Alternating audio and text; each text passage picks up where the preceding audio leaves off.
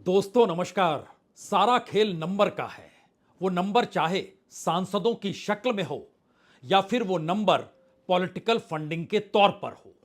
और माना जाता है कि बीजेपी के भीतर बीजेपी के चाणक्य कहे जाने वाले अमित शाह इसमें माहिर हैं। लेकिन पन्नों को अगर पलटिएगा तो शरद पवार भी इसमें कम माहिर नहीं है। यानी सत्ता तक पहुंचने के लिए नंबर चाहिए और अपने बूते बीजेपी पहुंच नहीं सकती है। उसको एनडीए का आसरा है और अपने बूते इंडिया पहुंच नहीं सकता है। उसे कहीं ना कहीं इंडिया गठबंधन के भीतर दो बड़े चेहरे चंद्रबाबू नायडू और नीतीश कुमार उसी का आसरा है। लेकिन उसके समानांतर एक दूसरी रकम है और यह नंबर बहुत बड़ी है, 26,000 करोड़ रुपए। जी, यह इतनी बड़ी रकम है, कहते हैं इसके वारे न्यारे शेयर बाजार की उठापटक के बीच हुए।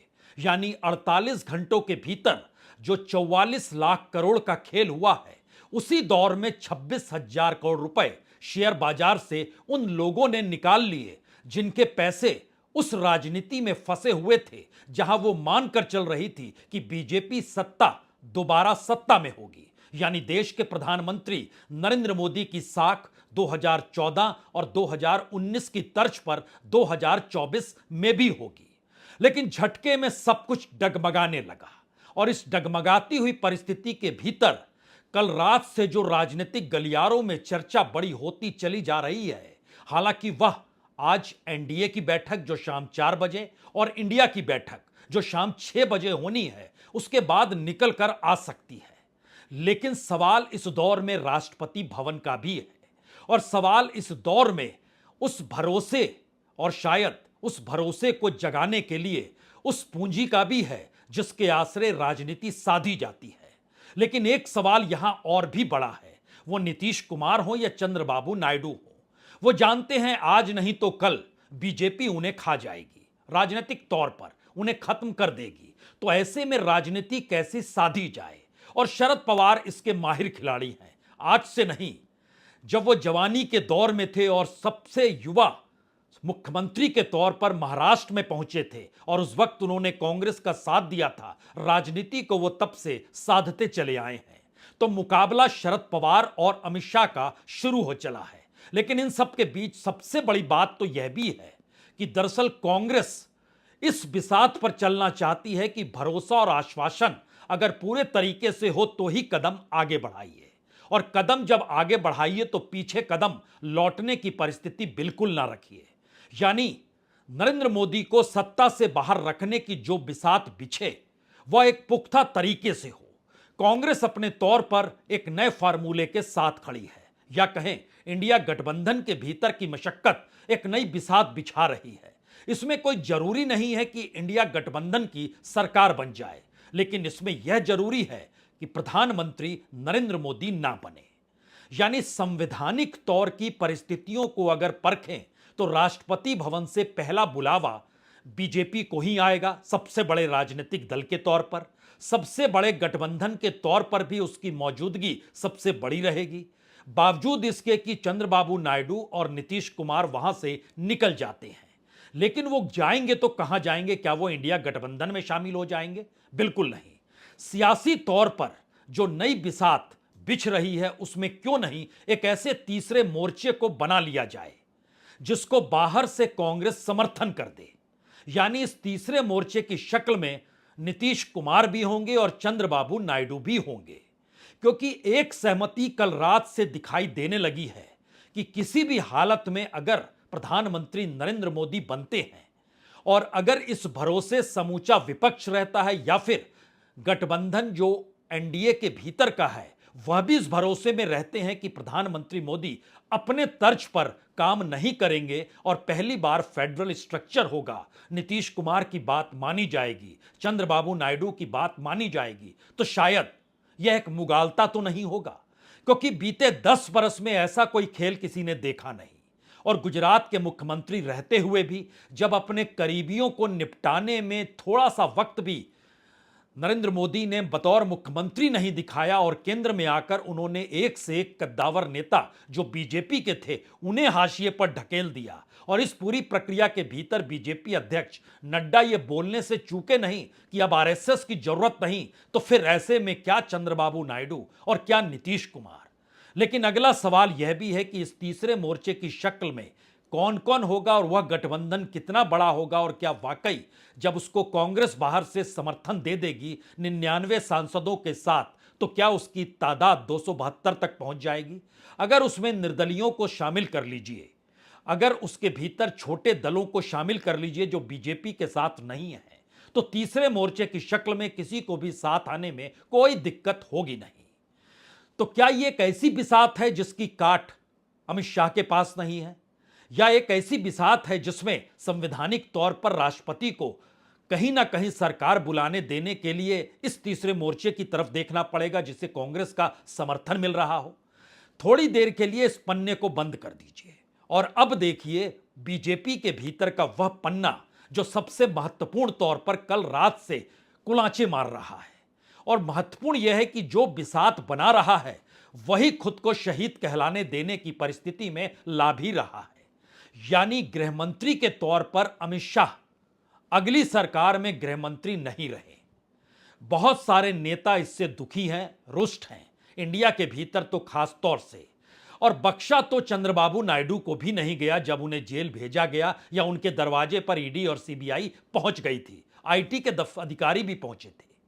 तो क्या इस दौर में अमित शाह को ही राजनीतिक तौर पर कटघरे में खड़ा करके प्रधानमंत्री मोदी तीसरी बार शपथ लेंगे और यह भरोसा इन्हें दिलाया जाएगा, या फिर अगर वो शिफ्ट हो भी जाते हैं तो सबसे बड़े राजनीतिक दल के तौर पर प्रधानमंत्री मोदी को ही राष्ट्रपति भवन से बुलावा आएगा और कहा जाएगा कि आप माइनॉरिटी की सरकार चलाइए, लेकिन आप वक्त लीजिए। और कितना वक्त लेते हैं, अधिकतम वक्त तो 6 महीने तक दिया जा सकता है, या फिर 1 हफ्ते या 2 हफ्ते या 3 हफ्ते या 4 हफ्ते, कितना वक्त लेंगे आप, यह बात तो खुद प्रधानमंत्री नरेंद्र मोदी बताएंगे और राष्ट्रपति भवन उन्हें बुलाएगा। तो क्या एक अल्पमत की सरकार चलने की शुरुआत होगी।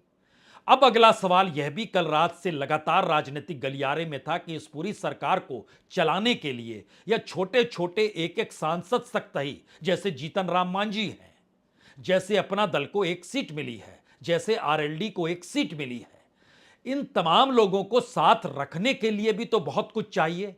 और इस दौर में एक बात सामने आ गई कि शेयर बाजार के वारे न्यारे एग्जिट पोल के बाद जिस तरीके से हुए उसमें 26,000 करोड़ रुपए उस कॉरपोरेट ने निकाल लिए जिस कॉरपोरेट के आसरे पॉलिटिकल फंडिंग हो रही थी। यानी उसने अपने पैसे को कहीं भी चूकने नहीं दिया और यह पैसा इसलिए निकल गया क्योंकि उसे पता था राजनीतिक तौर पर ऐसी परिस्थिति मंगलवार को हो जाएगी।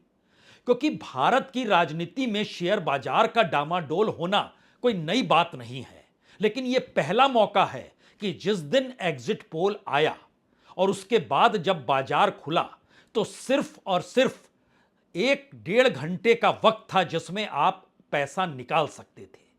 क्योंकि सोमवार के शाम को जब शेयर बाजार बंद हुआ और मंगलवार की सुबह जब शेयर बाजार खुला तो शेयर बाजार धड़ाम हो चुका था। अगर आप पुराने परिस्थितियों को भी शेयर मार्केट को परखना शुरू करें तो इससे पहले हर राजनीतिक दल को और हर कॉरपोरेट को जो सत्ता के साथ रहता था उसे बड़ा मौका मिला है। और इसको ज्यादा दूर मत जाइए, याद कीजिए 2019 में 19 मई को एग्जिट पोल आता है, वो संडे का दिन था। उसके बाद 3 दिन में बाजार में वक्त मिलता है कि आप चीजों को आगे बढ़ाइए, क्योंकि 2019 में भी 3.74% उड़ान भर ली थी शेयर बाजार ने।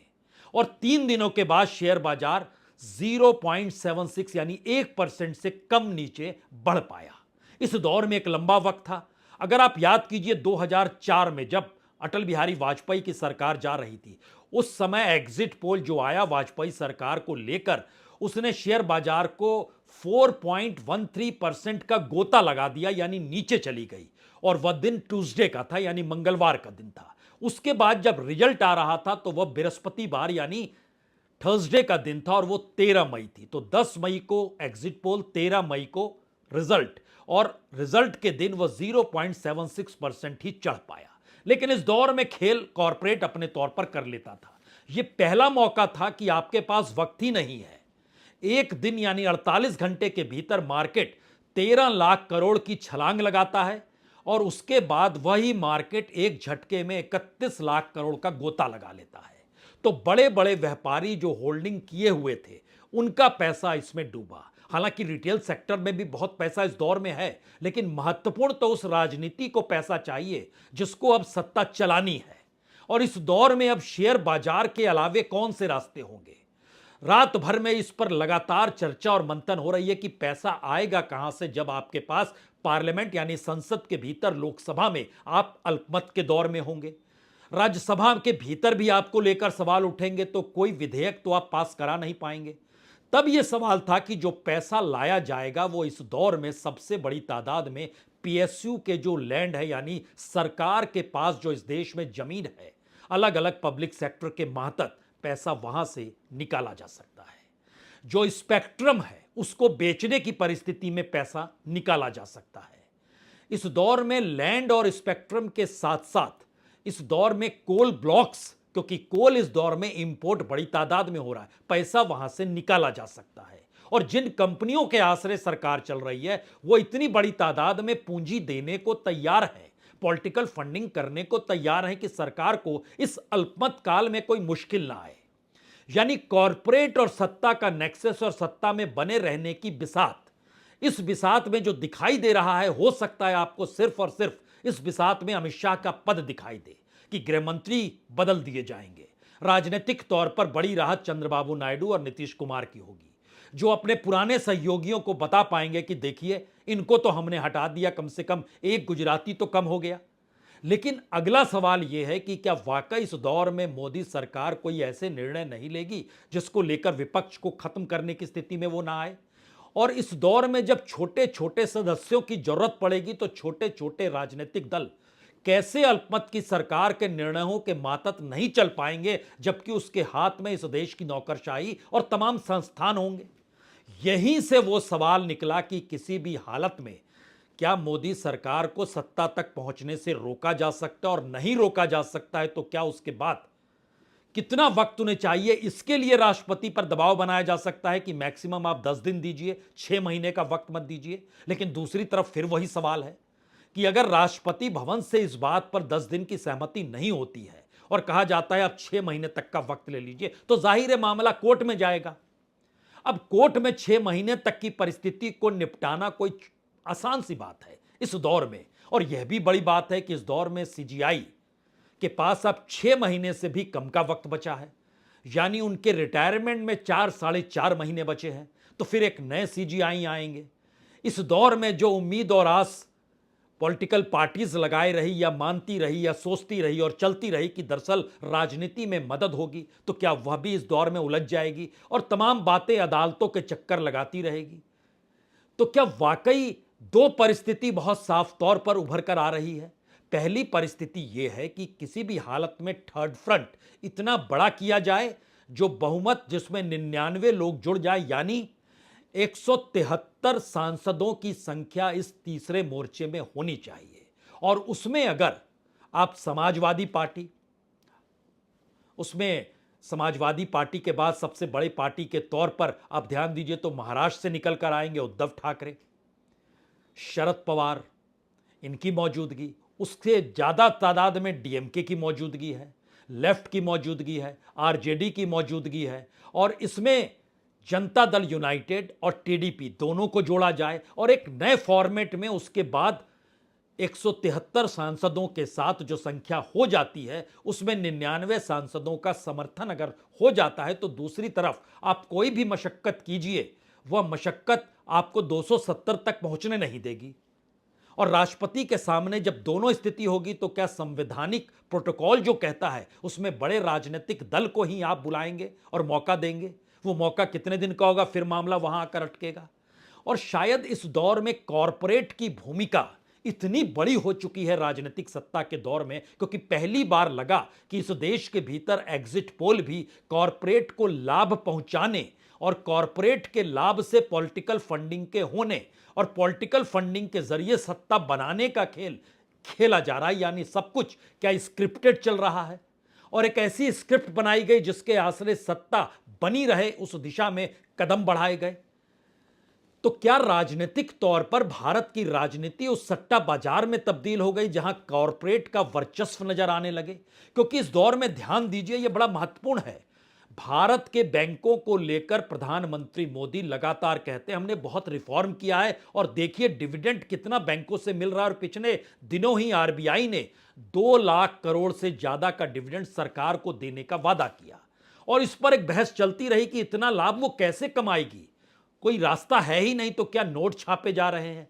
वो नोट छाप कर क्या कॉरपोरेट के हवाले किया जा रहा है जिससे उसका प्रभाव इन्फ्लेशन पर नहीं पड़े, यानी बाजार में वो नोट ना आए, लेकिन आरबीआई उस नोट को सरकार के जरिए फिर उसी कॉरपोरेट दायरे में तो नहीं घुमा रहा है? ये सारे सवाल रेंग रहे थे और बीते 48 घंटों में अगर शेयर बाजार को आप परखिएगा तो समझिए कि बैंकों की पूरी कतार कल एक झटके में गोता लगाने लगी। वो यूनियन बैंक ऑफ इंडिया हो, 13% से ज्यादा उसके शेयर नीचे आ गए। बैंक ऑफ बड़ौदा हो, 12.5% से ज्यादा शेयर नीचे आ गए। एसबीआई हो, 12.5% के लगभग शेयर नीचे आ गए। पंजाब नेशनल बैंक हो, 11% से ज्यादा शेयर नीचे आ गए उसके। जो कैनरा बैंक है उसके भी 11% से ज्यादा गोता लगाया शेयर ने। लेकिन 24 घंटे पहले ध्यान दीजिए, जब एग्जिट पोल आया तो एसबीआई के शेयर तकरीबन 9.5-10% ऊपर जा रहे थे। और इसी कड़ी को अगर आप परखेंगे तो आप ध्यान दीजिए अदानी पोर्ट्स ने कल 21% का गोता लगा लिया। लेकिन एक दिन पहले वही अडानी पोर्ट्स लगभग 10.5-11% छलांग लगाता है। कल सारे के सारे अडानी के जो भी कंपनी थी, अडानी पोर्ट्स हो, अडानी इंटरप्राइजेस हो, अडानी पावर हो, टोटल गैस हो, एनर्जी सॉल्यूशन हो, यहां तक कि एनडीटीवी का जिक्र भी कर लीजिए, उसके शेयर भी कल 19% से ज्यादा नीचे चले गए। सीमेंट, अंबुजा सीमेंट हो या एसीसी सीमेंट हो, 15-16% वह भी नीचे चला गया। ग्रीन एनर्जी वह भी लगभग 9.5% नीचे चला गया। लेकिन यही सारे शेयर 24 घंटे पहले यानी सोमवार के दिन एग्जिट पोल के बाद कुलाचे मार रहे थे। 3% से लेकर 11% के बीच में पूरी तरीके से उछाल था। अब सवाल यह था कि इस दौर में जो बड़े व्यापारी इस 24 घंटे में खेल नहीं कर पाए, उसमें जिन्हें घाटा हुआ, जो कॉरपोरेट हाउसेस हैं जो पैसा एनबीएफसी के जरिए लगाते हैं, या फिर एफएफआईज जो हैं जो फॉरेन इन्वेस्टर्स हैं उनके जरिए हो, यानी छोटे निवेशकों को तो लाभ कम हुआ, नुकसान ज्यादा हुआ। लेकिन बड़े निवेशकों को, जिन्हें पता था कि मंगलवार को यह होने वाला है और इसकी जानकारी दिल्ली को नहीं थी, ऐसा भी नहीं है। क्योंकि एग्जिट पोल से इस बात को समझ में हर किसी को आने लग गया कि एग्जिट पोल के नंबर पर मत जाइए, अगर आप उसके भीतर जाएंगे तो जहां जहां जिस जिस सीट को लेकर उसने जीत बताई वहां पर हार मिली, जहां हार रहे थे वहां जीत मिली। खेल पूरा उल्टा था। और इतना ही नहीं, सबसे बड़ी बात तो यह है कि एक तरफ कहा गया कि इस देश के युवा कांग्रेस के साथ गए हैं, लेकिन उस एग्जिट पोल में यह एनालिसिस नहीं किया गया कि जो युवा कांग्रेस के साथ वो दिखा रहे हैं उसमें इंडिया गठबंधन के साथ के युवा हैं। और दूसरी तरफ अगर आप बीजेपी को परखिएगा तो बीजेपी के साथ जो युवा जुड़े थे वो जस के तस रहे, कहीं 1% कम हो गया, कहीं 1% बढ़ गया। क्या ऐसी स्थिति इस रिजल्ट में नजर आई? यानी ऐसी स्क्रिप्ट ही लिखी गई जिसके दायरे में एग्जिट पोल आया, मीडिया आया, शेयर बाजार आया, कॉरपोरेट आया, बड़े व्यापारी आए, पैसा आया, पॉलिटिकल फंडिंग आई और उस पूरे सत्ता को बचाने का खेल इस दौर में बड़ी तादाद में खेला जाता रहा। तो राजनीतिक तौर पर इस परिस्थिति में इससे पहले कभी नहीं हुआ कि जिस दिन शेयर बाजार बंद होता है 31 मई को, उस दिन 413 लाख करोड़ का पूरा ओवरऑल मार्केट वेल्थ था। लेकिन जिस दिन एग्जिट पोल आता है वो बढ़कर 413 लाख करोड़ से 426 लाख करोड़ होता है और जब रिजल्ट आता है तो वो घट के 395 लाख करोड़ हो जाता है। और आज चीजें सामान्य गति से चल रही है। सामान्य तौर पर ऐसा होता नहीं है कि सब कुछ खेला जा रहा हो राजनीति के तौर पर, लेकिन इस दौर में राजनीतिक सत्ता को बचाना और सत्ता के पीछे जो कॉरपोरेट की साख, उसका दांव, उसका पैसा, जो सब कुछ फंसा हुआ है, उसे बचाना है हाल में। और इस बिसात को साधने के लिए अमित शाह की मौजूदगी है। जो नंबरों को जुटाएंगे वो पैसे की शक्ल में हो, सांसदों की शक्ल में हो, वो सरकारों से समर्थन लेने की शक्ल में हो, वो काम उनका है अपने तौर पर, जो नंबर गेम के दायरे में वो आए हैं। दूसरी तरफ दूसरा नंबर गेम अपने तौर पर शरद पवार को साधना है, जिसमें किसी भी हालत में थर्ड फ्रंट को इतना डेवलप किया जाए कि वो 173 के नंबर तक पहुंच जाए। और इसको जुटाने के लिए इस दौर में चूंकि शरद पवार मुंबई में हैं और पुराने कॉरपोरेट के खिलाड़ी रहे हुए हैं, यानी शुगर लॉबी और उसके बाद कॉरपोरेट के साथ उनके रिश्ते कोई आज के नहीं है। और सबसे बड़ी बात तो यह है कि महाराष्ट्र के भीतर राजनीति को साधने वाले और कॉरपोरेट से करीबी रहे नितिन गडकरी इस दौर में आपको कहीं दिखाई नहीं दे रहे होंगे। वो चुनाव जीत गए हैं, लेकिन उनके रिश्ते कॉरपोरेट घरानों से मुंबई के भीतर रहते हुए काफी निकट के रहे हैं। इसीलिए वो कॉरपोरेट से पैसा निकाल निकाल कर इस देश में सड़कों की जाल को बिछाते रहे।